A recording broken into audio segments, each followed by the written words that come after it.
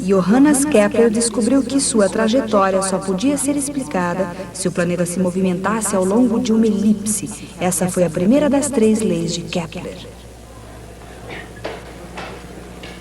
Certamente vocês estão lembrados que Tycho Brahe tinha o seu próprio sistema do universo. No seu sistema, a Terra era fixa no centro. O Sol se movimentava em redor da Terra e todos os outros planetas em redor do Sol. É claro que Tycho acreditava apaixonadamente em seu próprio sistema. E em seu leito de morte, ele implorou a Kepler que utilizasse as novas observações para provar a validade do seu sistema. Não tenho a menor ideia do que Kepler pensou naquele momento, mas atender o pedido de Tycho aparentemente jamais passou pela sua cabeça. Kepler acreditava firmemente nas ideias de Copérnico. Quando entrou em contato com as observações de Tycho, a primeira coisa que fez foi analisar a órbita de Marte. Foi muito difícil. Por mais que fizesse, não conseguiu fazer com que a órbita de Marte coincidisse com um círculo. A diferença entre a posição angular de Marte e a melhor órbita circular era de 8 minutos de arco. Em outras palavras, se ele tivesse tentado fazer o mesmo antes das observações de Tycho, isso teria sido possível. Com os dados obtidos por Tycho, era inútil tentar. Assim, Kepler enfrentou um conflito direto entre o antigo axioma platônico, segundo o qual todos os movimentos celestes deviam ser circulares, e as novas observações de Tycho Brahe. Frente a esse conflito, Kepler decidiu ficar com as novas observações. Começou então a procurar uma curva capaz de descrever a órbita de Marte. Depois de muitos anos de trabalho, acabou encontrando a resposta. Uma curva conhecida há milhares de anos. Uma curva chamada elipse. Em termos gráficos, um pedaço de barbante e 2 alfinetes ilustram a elegância simples de uma elipse. Desde que o barbante não estique, alcançando um comprimento diferente, a distância total de um alfinete ao lápis e ao outro alfinete é constante.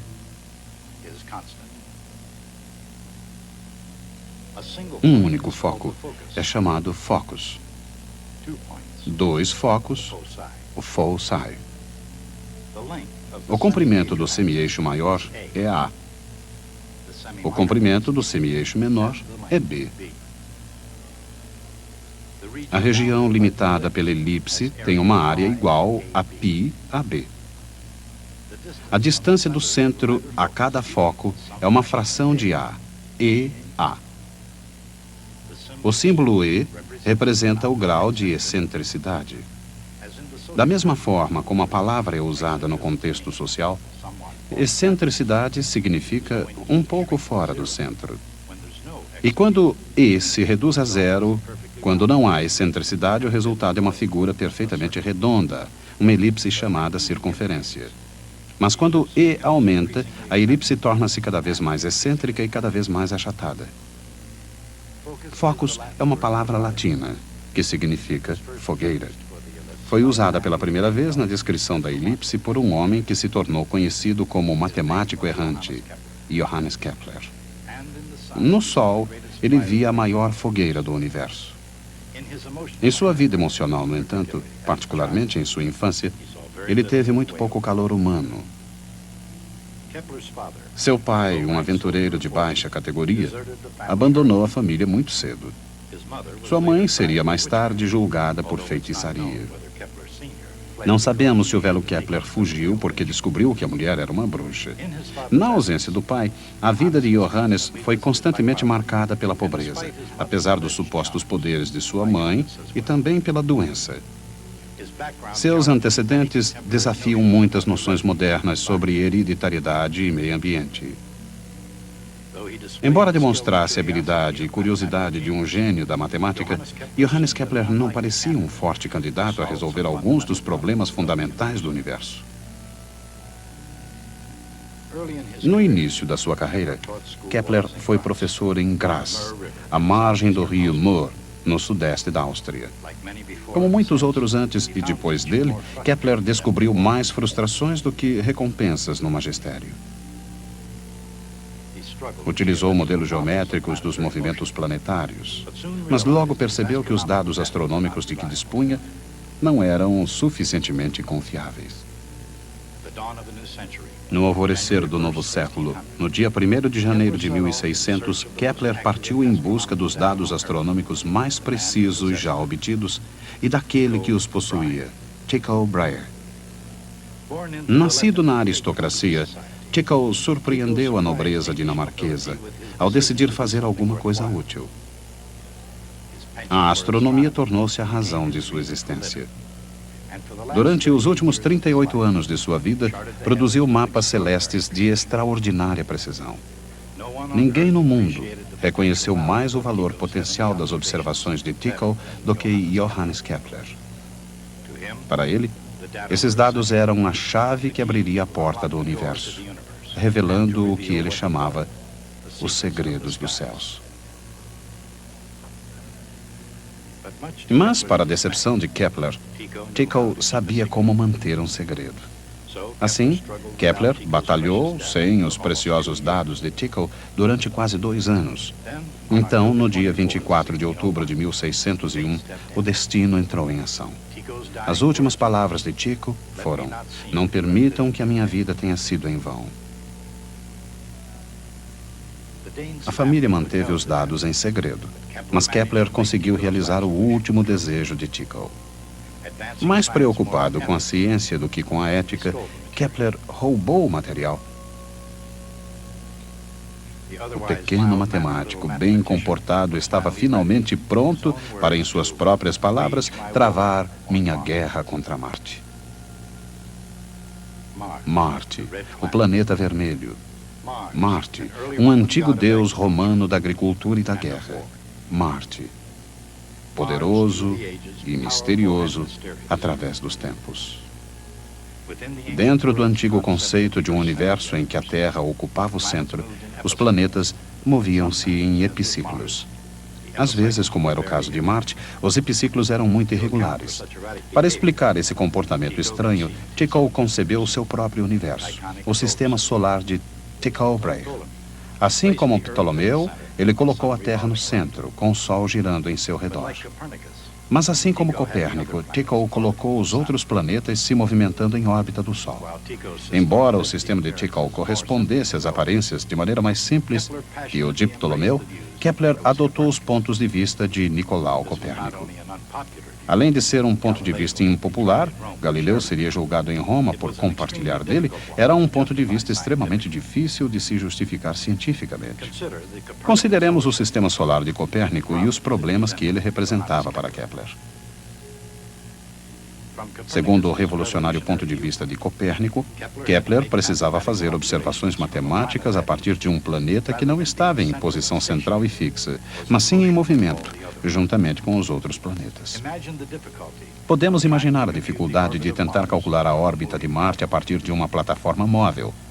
Essa plataforma, girando sobre o próprio eixo, move-se numa órbita não circular, numa velocidade constantemente variando e com um centro desconhecido. Esse era o dilema de Kepler. Mas ele enfrentou esse dilema com uma veia poética dentro de um universo lógico. Perguntava, por acaso, que vantagem o pequeno pássaro espera obter do seu canto. Indagava Kepler, expressando como via sua determinação de descobrir o segredo dos céus. Assim como algumas criaturas parecem ter sido criadas para cantar, Kepler parece ter sido criado para calcular. E seus cálculos, que perfazem mais de 900 páginas, foram extremamente difíceis. Sua guerra contra Marte foi um cerco no qual muitas armas utilizadas eram imperfeitas e defeituosas. Mas mesmo assim, elas foram empregadas com notável brilho. Por exemplo, para determinar a localização de sua plataforma móvel, Kepler utilizou observações de Marte à medida em que o planeta retornava, ano marciano após ano marciano, ao mesmo ponto de sua órbita. Em seguida, inverteu essas observações para determinar a órbita da Terra.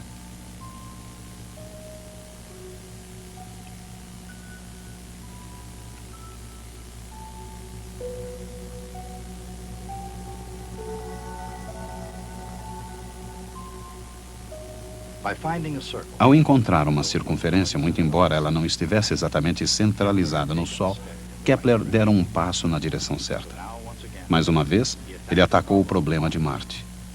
Incapaz de determinar sua trajetória exata, ele acabou encontrando algo sugestivo em sua velocidade irregular. Marte se movia mais rápido quando estava mais próximo do Sol e mais lentamente quando estava distante.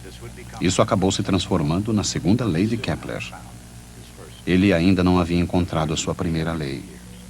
Aproximadamente a cada 2 anos, o Sol, a Terra e Marte estão em oposição. Observada da Terra ou do Sol, a posição de Marte é a mesma. A partir de outra observação, 1 ano marciano depois, Kepler pôde triangular um ponto preciso na órbita de Marte.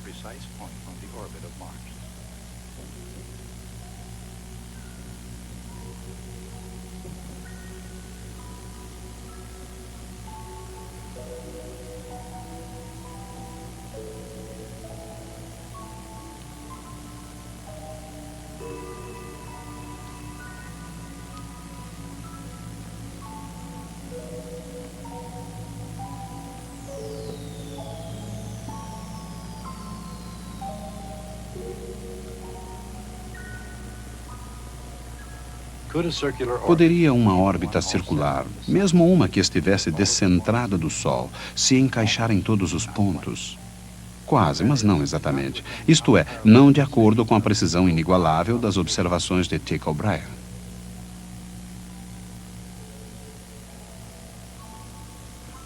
Que curva, então, poderia descrever essa órbita? A resposta a essa questão revelaria o segredo do céu. Com o Sol em um foco e uma órbita oval, um círculo ligeiramente distorcido.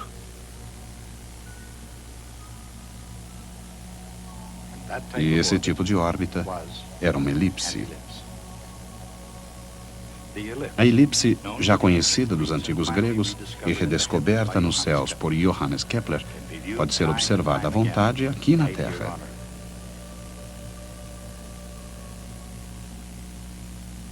É uma questão apenas de observar as coisas na perspectiva adequada. Qualquer circunferência observada de forma oblíqua parece uma elipse. Os gregos conheciam a parábola e a hipérbole, assim como a elipse. Cortando um cone com um plano, produziam curvas chamadas secções cônicas. Se o plano é perpendicular ao eixo, ele produz uma circunferência. Quando o plano é inclinado, a circunferência torna-se uma elipse.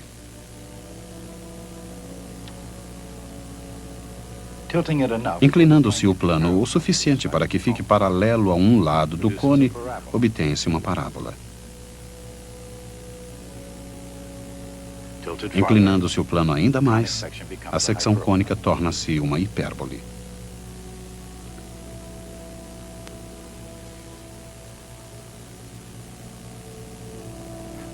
Os gregos antigos apresentavam uma notável capacidade para os jogos geométricos. Por volta do ano 200 a.C., Apolônio conquistou o título de o Grande Geômetra, por haver descrito essas curvas extraordinárias em 8 longos volumes. Mesmo assim, Apolônio tocou apenas de leve na superfície das seções cônicas. No ano 300 a.C., Papos de Alexandria descobriu outra maneira de descrever essas curvas.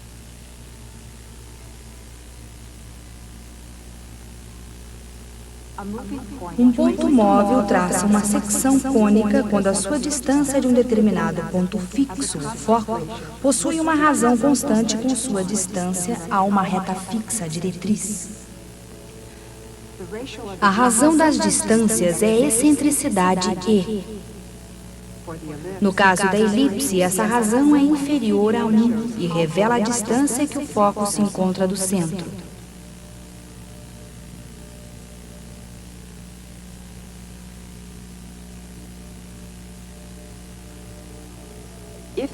Quando as duas distâncias são iguais, o resultado é uma parábola, uma secção cônica com excentricidade igual a 1.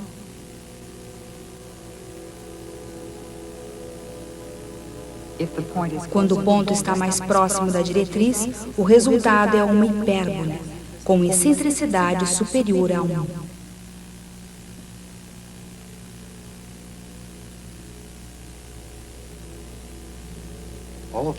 Todas as três secções cônicas possuem uma propriedade comum. E todas as três podem ser descritas através de uma mesma equação algébrica. Uma equação algébrica muito útil para o estudo dos movimentos planetários.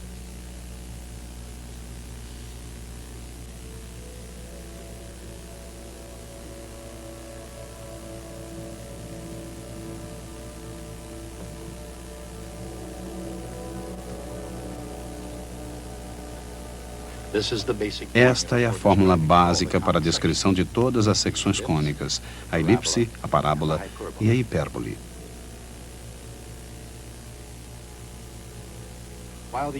Os antigos gregos foram os primeiros a estudar as secções cônicas. Jamais imaginaram que essas curvas influenciariam a forma do futuro. A parábola é um exemplo. Do clarão ofuscante dos faróis do automóvel, a edição muito limitada do telescópio de 10 metros da Caltech, mais de 1 bilhão de parábolas fazem parte da sociedade moderna. Hoje, entre muitas outras coisas, as parábolas são trajetórias de projéteis e formas receptoras dos fornos solares.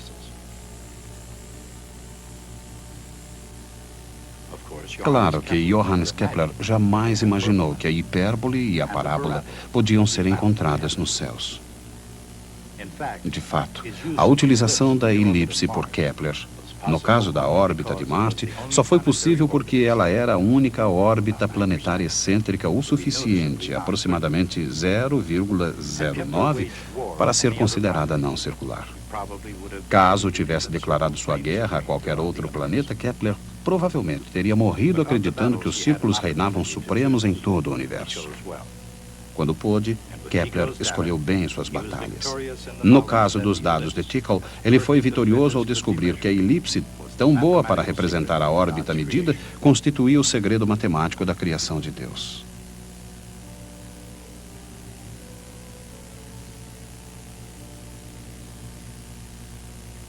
Esses segredos foram revelados, talvez até mesmo exibidos, como as presas da guerra contra Marte, na forma de 3 leis de Kepler. A primeira lei de Kepler afirma que cada planeta se move numa elipse com o Sol em um foco.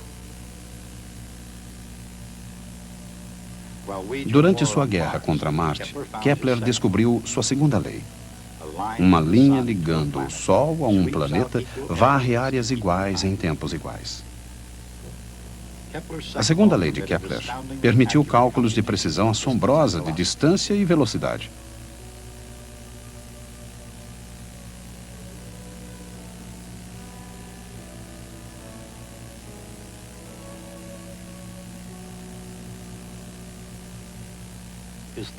Sua terceira lei surgiu 10 anos mais tarde. Ela afirma que o quadrado do período de um planeta é proporcional ao cubo do comprimento do semi-eixo maior.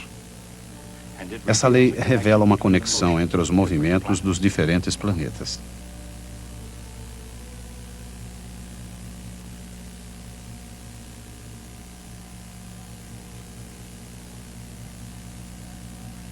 Mas em 1619, o ano em que Kepler publicou sua terceira lei, estava sendo travada a Guerra dos 30 Anos, um conflito muito mais próximo do que Marte. Os patronos de Kepler abandonaram a astronomia e se dedicaram a assassinar seus inimigos religiosos. Kepler vagou de cidade para cidade, tentando receber velhas dívidas. Mas mesmo nesses tempos difíceis, talvez mesmo por serem tão difíceis, muita gente pagou a Kepler para que ele preparasse seus mapas astrológicos. Kepler não era um homem muito religioso ou político, mas, tendo uma família grande para sustentar, era esperto o suficiente para tirar partido da astrologia. Suas previsões eram uma combinação de bom senso, boa sorte, e quando as coisas pareciam pretas para a nobreza em busca busca de mapas astrais de uma poesia um tanto vaga. Em seu livro, Harmonia do Mundo, Kepler escreveu: com tamanha concordância entre o meu trabalho de 17 anos sobre as observações de Bragg e esse meu estudo atual, eu acreditei a princípio que estava sonhando. Sua percepção de que a elipse está profundamente gravada no grande projeto do universo foi maior do que qualquer futuro que possa ter previsto a serviço da realeza. Um viandante perseguido pelo destino e pelas circunstâncias, Johannes Kepler finalmente desvendou o mistério do movimento planetário. Existem 5 sólidos regulares perfeitos que nos chegaram da antiguidade. Sólidos cujas faces planas são todas idênticas. São o cubo, o tetraedro, o dodecaedro, o icosaedro e o octaedro. Kepler percebeu que se colocasse um cubo no interior de uma esfera dentro do cubo, um tetraedro na esfera e assim por diante, as 6 esferas teriam as mesmas razões de raios, como as razões das órbitas dos 6 planetas. Kepler estava absolutamente convencido de haver descoberto o segredo da estrutura do universo. Este é o livro no qual ele publicou essa grande descoberta. Esse livro foi publicado em Tübingen em 1596. Intitula-se Sobre as admiráveis proporções das órbitas celestes, etc, etc. No livro há um diagrama com o modelo geométrico de Kepler. Aqui está. A propósito, existe algo muito interessante em relação a esse diagrama. Nele aparece a data de 1597, um ano depois da publicação do livro. Aparentemente, o diagrama ainda não estava pronto quando o livro foi publicado. Foi enviado um ano depois e colocado nos exemplares do livro. Analisando hoje o incidente, tendemos a achar que essa imagem de Kepler, de um céu repleto de cubos e tetraedros, é estranha e tola. Mas gostaria por um momento de considerar seriamente essas ideias e verificar realmente em que consiste. Em primeiro lugar, numa época em que quase ninguém mais acreditava em Copérnico, este modelo é essencialmente copernicano. Ele não faria sentido sem o Sol no centro. Em segundo lugar, foi só muito mais tarde, na época de Newton, que começamos a imaginar um universo unido por forças invisíveis. Antes de Kepler, o universo era um plenum. Isso significa que estava cheio de esferas de cristal. Kepler substituía as esferas de cristal por esses sólidos geométricos perfeitos. A ideia de Kepler era ousada, mas, ao mesmo tempo, solidamente fincada na tradição científica de sua época. Em terceiro lugar, foi uma ideia de muito sucesso. Sua imagem explicava as razões das órbitas de todos os planetas conhecidos. Ele oferecia uma razão pela qual deveria haver 6, exatamente 6 planetas, porque havia 5, exatamente 5 sólidos regulares. Finalmente, o modelo serviu para motivar Kepler no gigantesco trabalho desenvolvido durante toda a sua vida, um trabalho que conduziria às suas grandes leis. Todo esse trabalho serviu para justificar essa imagem que ele teve sempre em mente. Sua ideia estava errada, mas errada por uma razão científica legítima. Por exemplo, ele dizia que devia haver 6 e apenas 6 planetas. Sabemos hoje que existem 9 planetas, talvez até mais. E, portanto, essa ideia está errada. Essa previsão, ela faz uma previsão incorreta. Não se trata de uma teoria do universo viável, mas não deve ser ridicularizada. O valor de uma ideia científica não reside em estar certa ou errada. Reside em sua capacidade de nos conduzir a novas ideias e de nos levar ao progresso. Desse ponto de vista, o modelo maluco de Kepler, que acabaria se revelando equivocado, no entanto, segundo qualquer padrão razoável, deve ser considerado uma das mais importantes ideias científicas da história. Até a próxima vez. Embora o modelo geométrico de Kepler seja incorreto, ele o levaria a descobrir 3 leis que descrevem os céus com precisão. Cada planeta se movimenta em torno do Sol ao longo de uma trajetória elíptica, com o Sol em um dos focos. Uma linha ligando o Sol a um planeta varre áreas iguais em tempos iguais. O período da órbita de um planeta ao quadrado é proporcional ao cubo do seu semi-eixo maior.